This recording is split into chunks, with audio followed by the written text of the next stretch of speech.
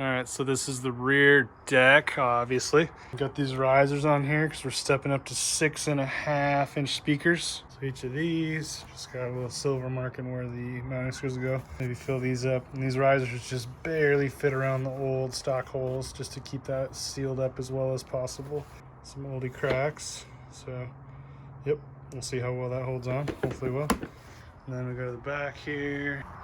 I guess I didn't even announce stereo upgrade stuff, but anyway, I can't really see in here too great. Capacitor, 100 watt per channel amp, each of the 4 corners, and then, what are those things called again? You know what they're called for the front speakers. Cut out some sound deadening. Did this in here, kind of made it look like my car's got some underpants coming down in here. I think I'm just gonna put Dynamat here, keep some sound out, because to mount this metal, I think I'm just gonna do Velcro, which should work fine on the Dynamat, but wouldn't work on this weird plastic top stuff. So clean that out, put that in. We got the rear deck piece over here. Again, we got the risers on to be able to fit the deeper 6.5s. And then just put some Dynamat on the bottom, just a little bit. Hopefully make it just sealed up a little bit better.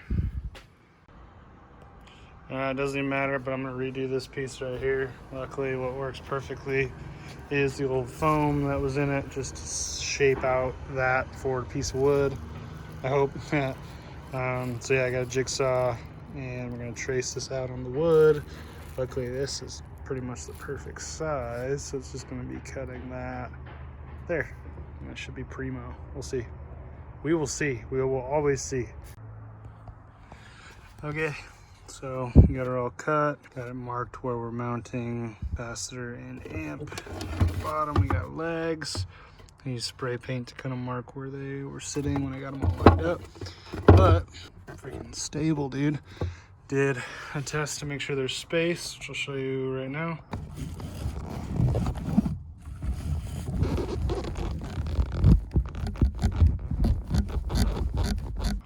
With my phone underneath the seat, and it all looks good, so I think we're good there. We'll keep moving.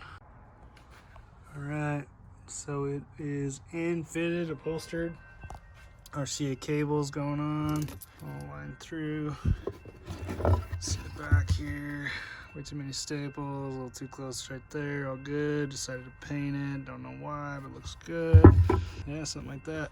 Probably do Velcro line across that whole edge and then on each leg, and then maybe right here, but to be determined. So the crossovers are secured over there. Made sure the fabric was going the same direction this time, same as the door cards would be if they were in. Should be pretty sweet. Sturdy enough as is, maybe not that direction, but back and forth, level and all that, but Velcro holding down all I needed to. So pretty sweet. All right, so here's the amp platform. Took the capacitor off because I got made fun of in an audio shop and shouldn't need it apparently, so it's all good. We got Velcro strips ready to go in, as well as along this edge. The opposite side is in the car already. So we'll see how this goes. And then just for reference on what's going on out back here, we got the amp all mounted in. Again, got rid of the capacitor because stereo shop said I shouldn't need it. For what I got, if anything, upgrade the alternator. So RCA is coming in, still gotta wire the blue wire. I'll show you power stuff, obviously ground right there, so power runs all the way the length up there. Can't see where it is right now because I already hit it. These are the inputs again. Outputs here, so the rears are obviously just going up to their respective speaker, but the fronts run over here to these crossovers. And so inputs here from the amp, and then we got tweeter outputs and woofer outputs. From here, we'll run those up to the front. The woofer will obviously go right to the corners, and then the tweeter also can now, that I found, connect to those corners, hopefully.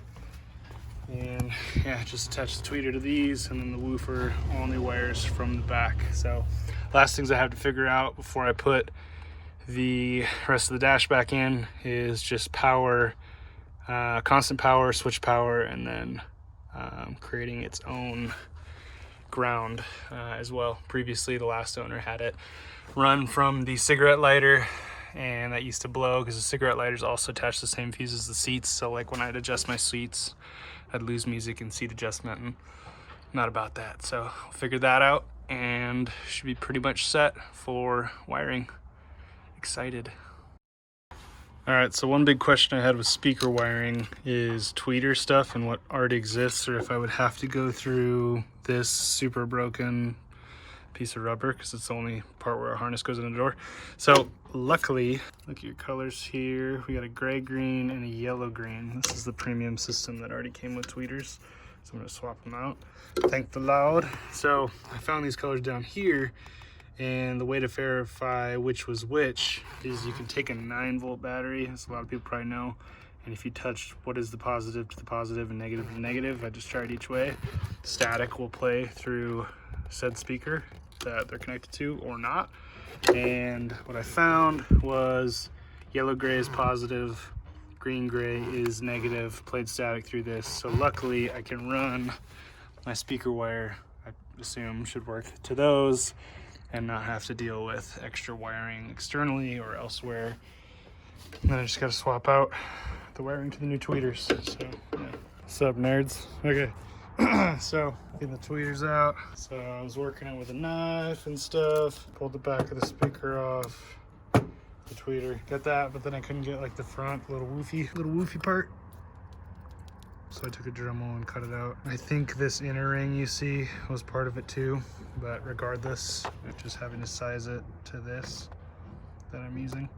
So still need to take a little bit more out. I think I'm just gonna Dremel around to get that inner ring out, see if she fits well, and then be hot gluing in and wiring from there. So should work. Maintain a little factory look with a little triple backward seam rail flare. I don't know what that means, but cool if I could get a BMW roundel there.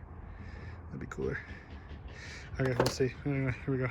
More out on the inside. Got her snug. No glue yet. A little chippy there. But yeah, there it is. Should work great. Wire it in. And we're set, dog.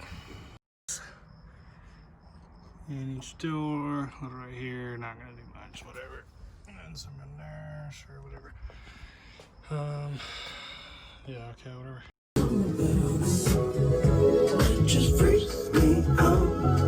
It works.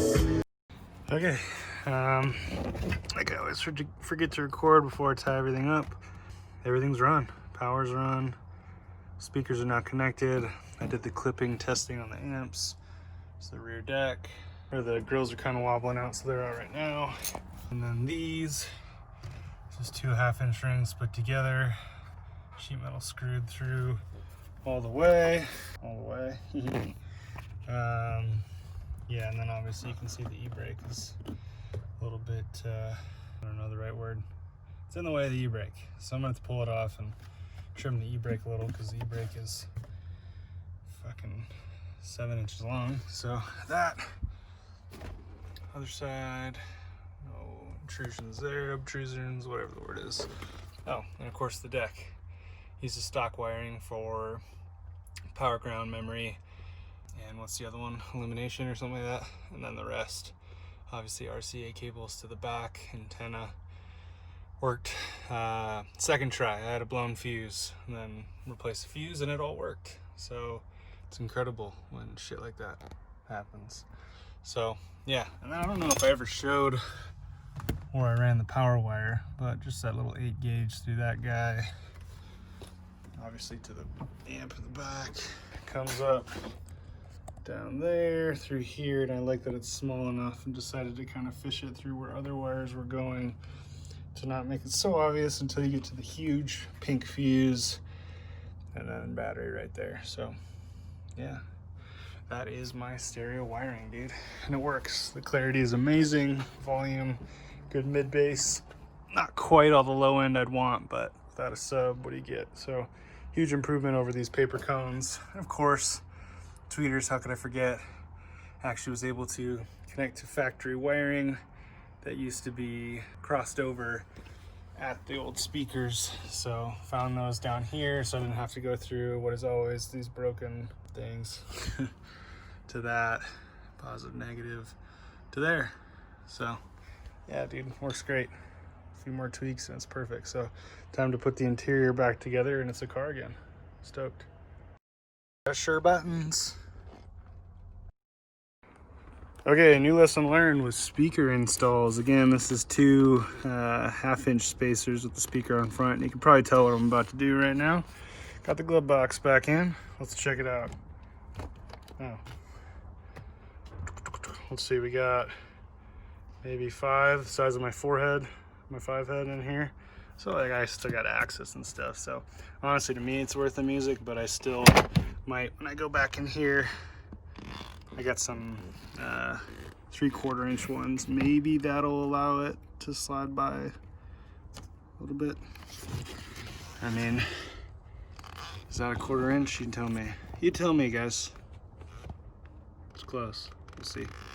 We'll see. Good enough for good audio right now.